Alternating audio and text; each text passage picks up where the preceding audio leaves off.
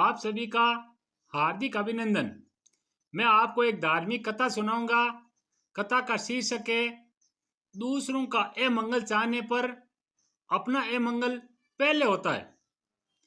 देवराज इंद्र तथा देवताओं की प्रार्थना स्वीकार करके महादेव महर्षि दधीचि ने देह त्याग किया। उनकी अस्थियां लेकर विश्वकर्मा ने वज्र बनाया। उसी वज्र से अजय प्राय वृत्तासुर को इंद्र ने मारा और स्वर्ग पर पुनः अधिकार किया। ये सब बातें अपनी माता सुवर्चा से बालक पीपलाद ने सुनी। अपने पिता दधीचि के घातक देवताओं पर उन्हें बड़ा क्रोध आया। स्वार्थवश ये देवता मेरे तपस्वी पिता से उनकी हड्डियां मांगने में भी लज्जित नहीं हुए। पीपलाद ने सभी देवताओं को नष्ट कर देने का संकल्प करके तपस्या प्रारंभ कर दी। पवित्र नदी गौतमी के किनारे बैठकर तपस्या करते हुए पीपलाद को दीर्घ काल बीत गया। अंत में भगवान शंकर प्रसन्न हुए। उन्होंने पीपलाद को दर्शन देकर कहा, बेटा वर मांगो। पीपलाद बोले, पलंकर प्रभु, यदि आप मुझ पर प्रसन्न हैं तो अपना तृतीय नेत्र खोलें और स्वार्थी देवताओं को भस्म कर दें। भगवान आशुतोष ने समझाया, पुत्र, मेरे रुद्र रूप का तेज तुम सहन नहीं कर सकते थे, इसीलिए मैं तुम्हारे सम्मुख सौम्य रूप में प्रकट हुआ। मेरे तृतीय नेत्र के तेज का आह्वान मत करो, उसे संपूर्ण विश्व भस्म हो जाएगा। पीपलाद ने कहा, प्रभु, देवताओं और उनके द्वारा संचालित इस विश्व पर मुझे तनिक भी मोह नहीं। आप देवताओं को भस्म कर दे, भले विश्व भी उनके साथ भस्म हो जाए। परमोदार मंगल में आशुतोष हंसे। उन्होंने कहा, तुम्हें एक अवसर और मिल रहा है। तुम अपने अंतःकरण में मेरे रुद्र रूप का दर्शन करो।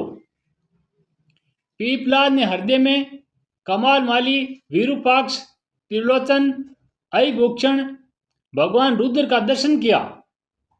उस ज्वाला में प्रचंड स्वरूप के हृदय में प्रादुर्भाव होते ही पीपलाद को लगा कि उनका रोम रोम भस्म हो जा रहा है। उनका पूरा शरीर थर थर कांपने लगा। उन्हें लगा कि वे कुछ ही क्षणों में चेतनाहीन हो जाएंगे। आर्त स्वर में उन्होंने फिर भगवान शंकर को पुकारा।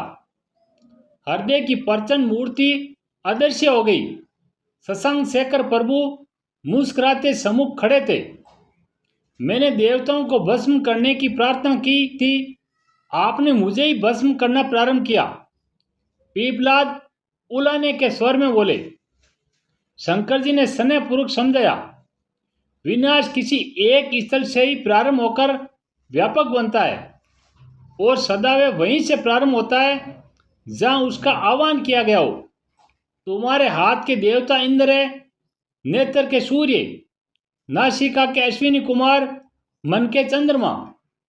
इसी प्रकार प्रत्येक इंद्रिय तथा अंग के अधिदेवता है। उन अधिदेवताओं को नष्ट करने से शरीर कैसे रहेगा? बेटा, इसे समझो कि दूसरों का अमंगल चाहने पर स्वयं पहले अपना ही अमंगल होता है। तुम्हारे पिता महर्षि दधीचि ने दूसरों के कल्याण के लिए अपनी हड्डियां तक दे दी। उनके त्याग ने उन्हें अमर कर दिया। वे दिव्य धाम में अनंत काल तक निवास करेंगे। तुम उनके पुत्र हो, तुम्हें अपने पिता के गौरव के अनुरूप सबके मंगल का चिंतन करना चाहिए। पीपलाद को ज्ञान प्राप्त हुआ और उसने भगवान विश्वनाथ के चरणों में मस्तक झुका दिया।